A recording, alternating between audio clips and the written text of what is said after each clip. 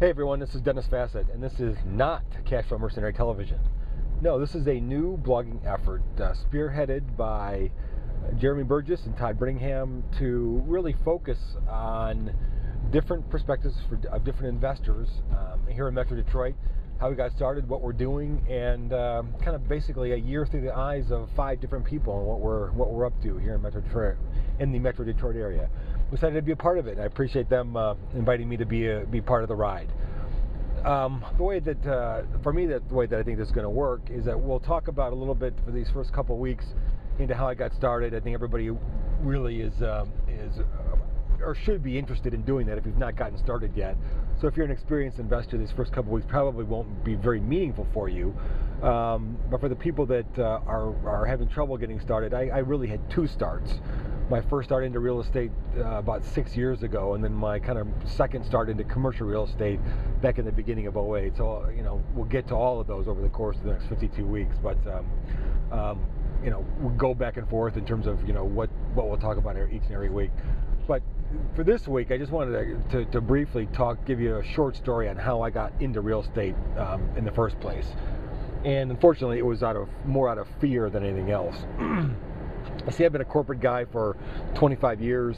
Got my MBA in finance, been an investment banker, and done a whole bunch of other things in corporate finance over the past, umpteen years, 22 years or something like that. Thought I had it made. I was really climbing the corporate ladder and doing pretty well. But I was changing jobs about every 14 to 18 months. I was really bored and never really kind of found anything I liked until I landed in a company here in Southfield, an automotive supplier here in Southfield, Michigan.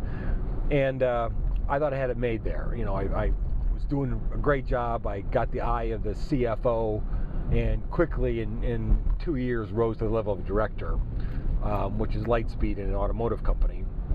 Was very excited about that, and it was told that I was on pace to become a vice president in about 2 more years, which again is just never happened. So I was very excited. Thought I died and gone to heaven. I had my director office, I had my director chair, my director computer, and my director share of an admin. So life was grand. I was corporate gung ho guy.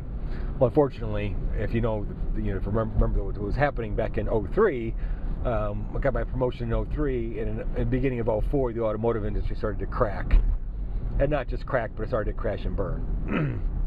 And, slowly at first, we saw cracks at first, but then it was, every man for himself, everybody did lifeboats.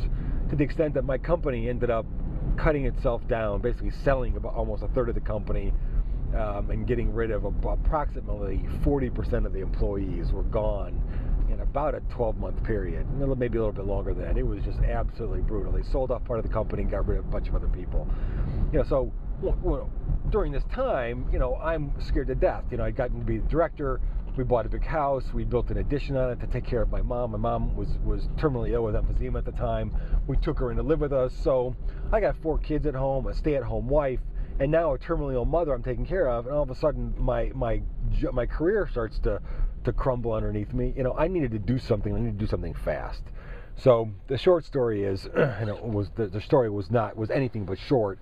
But I started to look around for something to do, and that's what I'll talk about starting next week.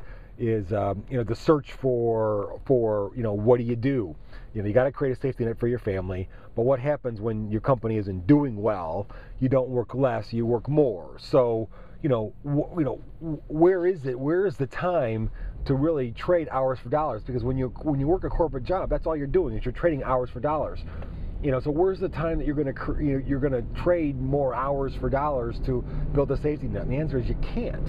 You really can't. So we'll talk about that as we go forward the next few weeks, and how it went on from there, and how I ended up in rental real estate and as the Cashflow Mercenary, because I didn't intend to be a rental guy when I first started, and we'll talk about that as well. But it's great being here. It's great being a part of this blog. I'm looking forward to it. It's going to be fun interacting with you and everybody else.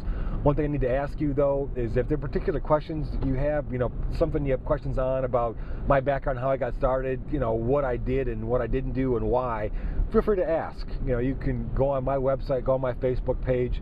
I'm at facebook.com/cashflow mercenary. It's the best place to get me. Or leave a comment on this on this blog post here, and I'll get back to you with with an answer here relatively quickly. So, but I'm happy to accommodate your questions and go from there. Anyway, this is Dennis Fassett at Cashflow Mercenary. Thank you again for tuning in, and I'll talk to you next week.